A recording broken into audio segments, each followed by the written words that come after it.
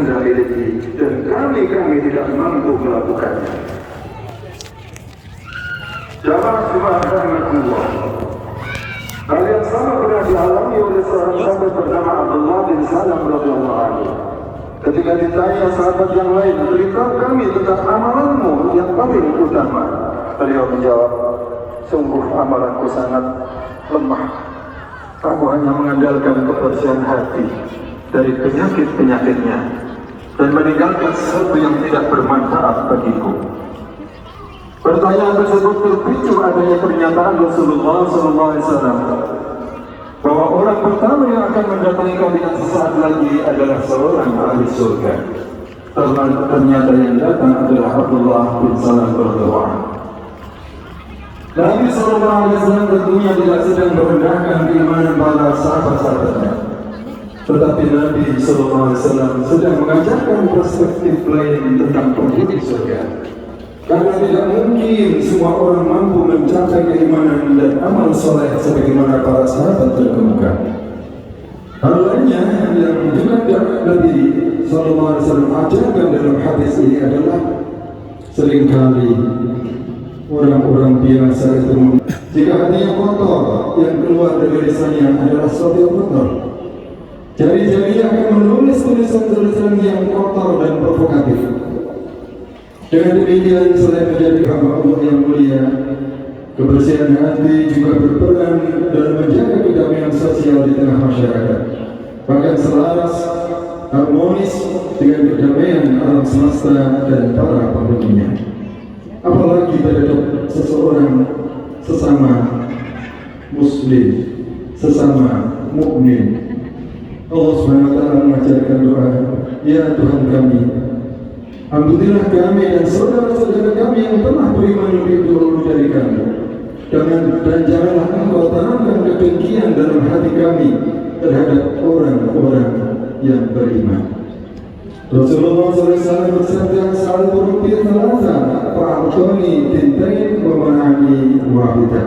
Aku telah memohon 3 perkara kepada Rabbku, maka aku diberi 2 perkara dan menolak 1 perkara. Sa'altu Rabbi alla yuhrika ummati bis-sanati fa'ataniha, wa sa'altu alla yuhrika ummati bil-gharq fa'ataniha. Aku memohon agar Dia tidak membinasakan umatku dengan kekurangan pangan yang menyeluruh sebagaimana pernah terjadi di periode Nabi Yusuf, dan tidak membinasakan mereka semua dengan ditenggelamkan sebagaimana terjadi pada periode Nabi Nuh. Maka Dia mengabulkannya. Wasaltu alla yaj'ala ba'sahum bainahum famana'aniha, dan aku mohon agar tidak menimpakan permusuhan di antara mereka, maka Dia menolaknya. Ma'asyiral muslimin rahimakumullah, musibah permusuhan inilah yang saat ini sedang melanda sebagian kaum muslimin di Indonesia. Bahkan di tingkat ulama-ulamanya, sebagian dari mereka terlampau bersemangat menunjukkan kelebihannya, kemudian dibalas dengan diungkap keburukannya. Begitu juga yang terjadi sebaliknya. Beliau-beliau itu tidak bosan mengajak jamaah pengajiannya untuk membenci yang lain. Akibatnya saat ini orang-orang awam menjadi beringas, terpengaruh hasutan setan. Innama yuridu syaitan ayyuqi'a bainakum al-'adawata wal-baghdha. Tidak lain setan hanya bermaksud menimbulkan permusuhan dan kebencian di antara kamu, sebagai ayat 91 dari surat Al-Maidah. Mereka saling mencaci ulama yang tidak sepaham dengan mereka dengan caci-cacian yang tidak pantas.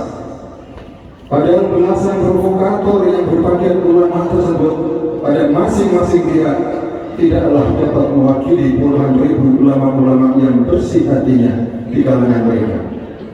Tetapi yang puluhan ribu itu yang tidak dikenal oleh masyarakat luas, yang bahkan tidak mempunyai handphone, saat ini ikut dicemooh oleh orang-orang awam.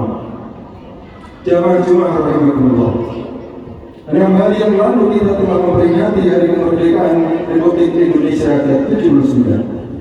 Bangsa kita telah merdeka dari penjajahan bangsa lain. Mari kita maknai juga kemerdekaan ini dengan makna yang paling mendasar, yaitu berusaha membebaskan kesadaran kita masing-masing.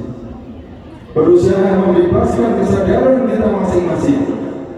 Berusaha membebaskan kesadaran kita masing-masing yang saat ini sedang disandera oleh penjajah yang bernama nafsu.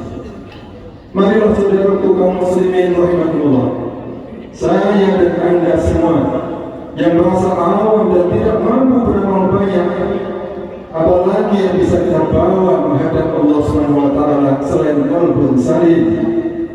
Hindarilah apapun, siapapun, dimanapun yang membuat hati ini menjadi jengkel.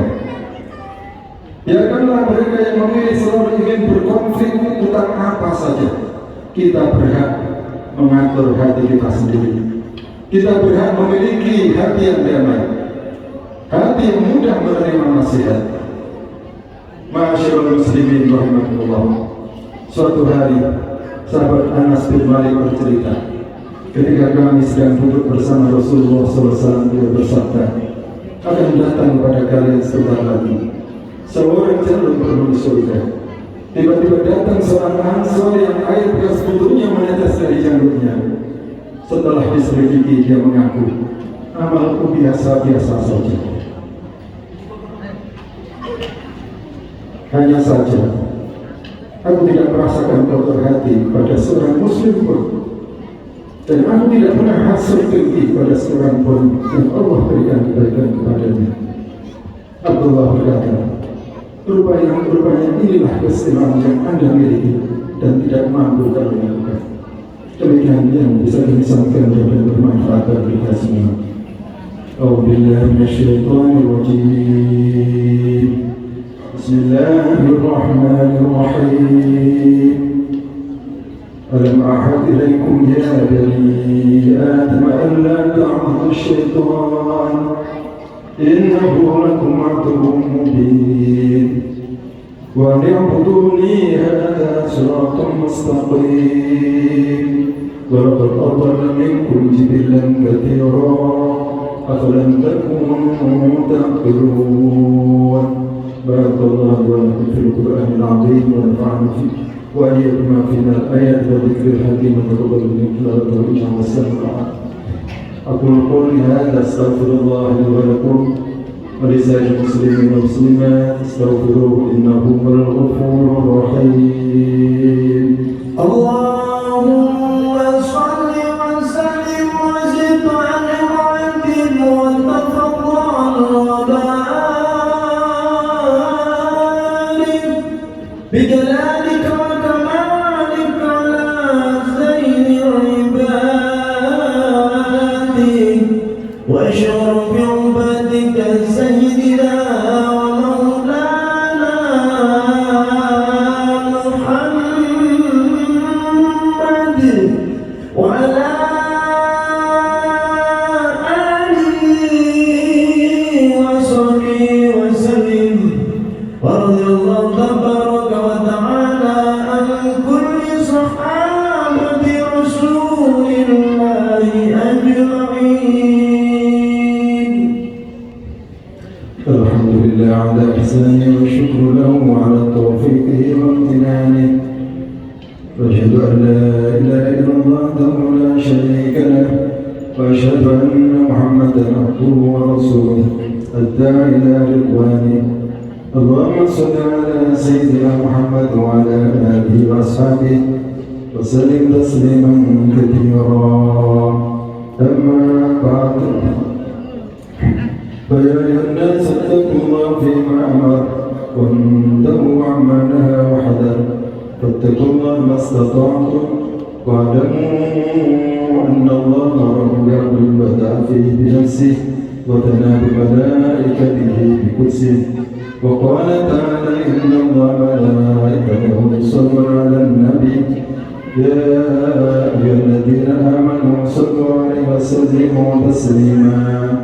اللهم صل وسلم على سيدنا محمد وعلى آل سيدنا محمد وعلى الأنبياء ورسلك وملائكة المقربين وارض عن الخلفاء الراشدين أبي بكر وعمر وعثمان وعلي وعن بقية الصحابة التابعين وتابع التابعين لهم بإحسان إلى يوم الدين وارض عنا معهم برحمتك يا أرحم الراحمين.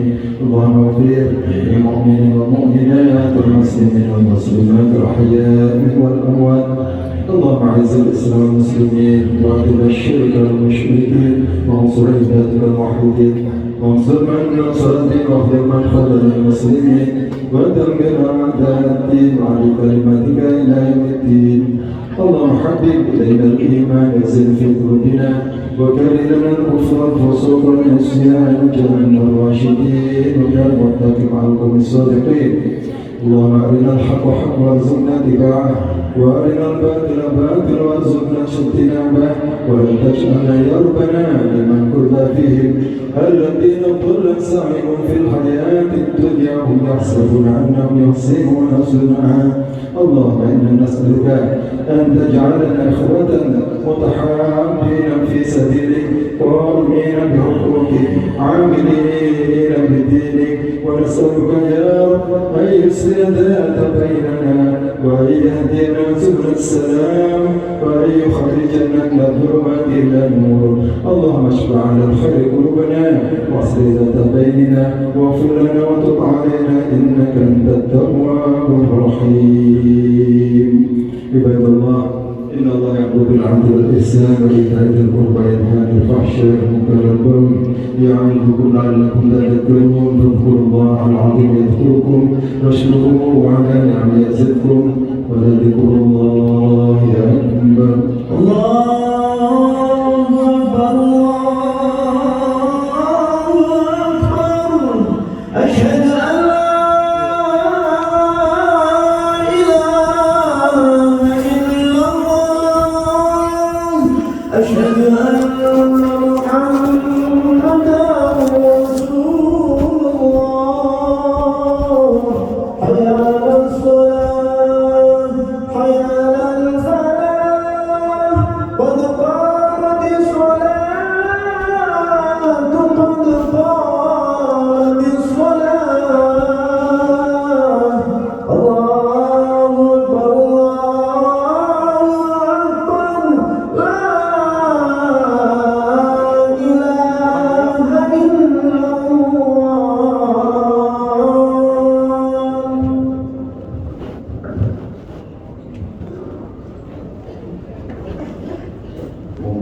karena tasbih as-subuh iqamati shalah.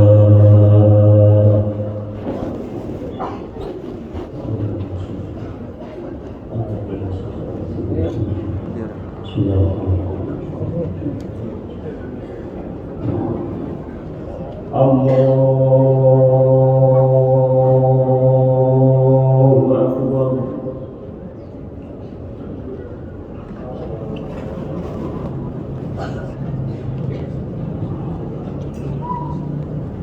Bismillahirrahmanirrahim.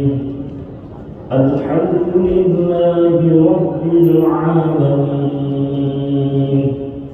Ar-Rahmanir-Rahim Maliki Yawmiddin Iyyaka na'budu wa iyyaka nasta'in اهدنا الصراط المستقيم صراط الذين أنعمت عليهم غير المغضوب عليهم ولا الضالين.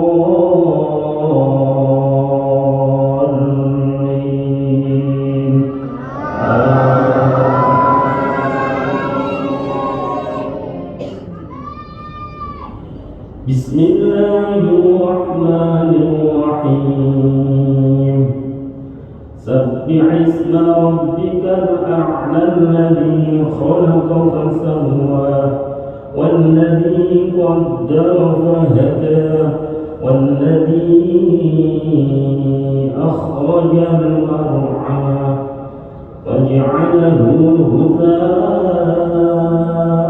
أحوى سنقرئك فلا تنسى إلا ما شاء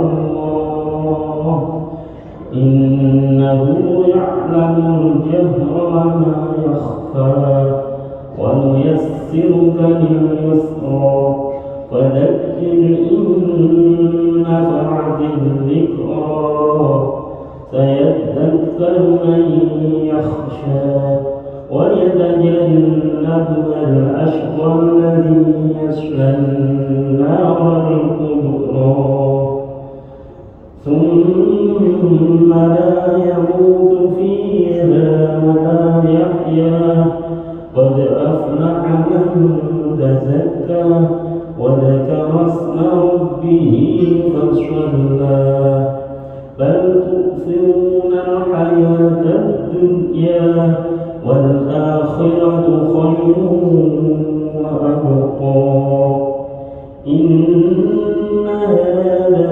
في الصحف الأولى صحف إبراهيم وموسى. الله أكبر. سمع الله لمن حمده. الله أكبر.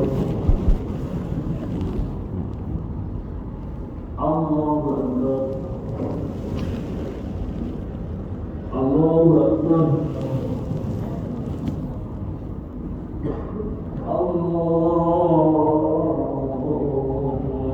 الله أكبر.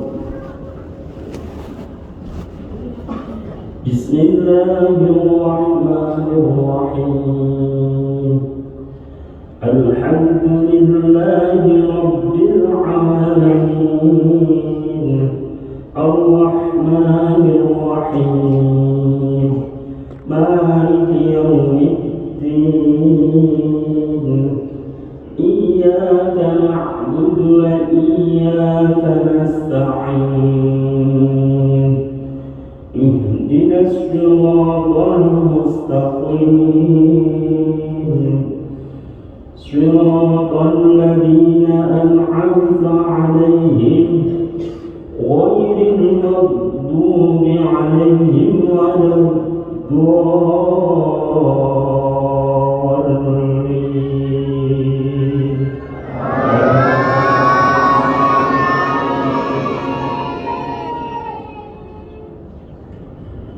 بسم الله الرحمن الرحيم هل أتاك حديث الغاشية وجوه يومئذ خاشعة عاملة ناصبة تصلى نارا حامية تسقى من عين آنية ليس لهم طعام إلا من ضريع لا يسمن ولا يغني من جوع وجوه يومئذ ناعمة لسعيها راضية في جنة عالية لا تسمع فيها لاغية فيها عين جارية فيها سرر مرفوعة وأكواب موضوعة ونمارق مصفوفة وزرابي مبثوثة أفلا ينظرون إلى الإبل كيف خلقت وإلى السماء كيف رفعت وإلى الجبال كيف نصبت وإلى الأرض كيف سطحت فذكر إنما أنت مذكر لست عليهم بمسيطر إلا من تولى وكفر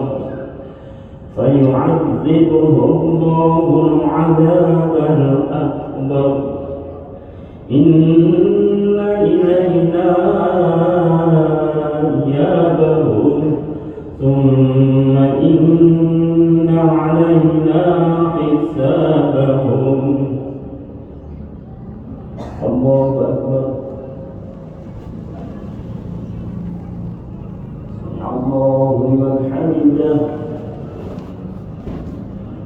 الله أكبر. الله أكبر.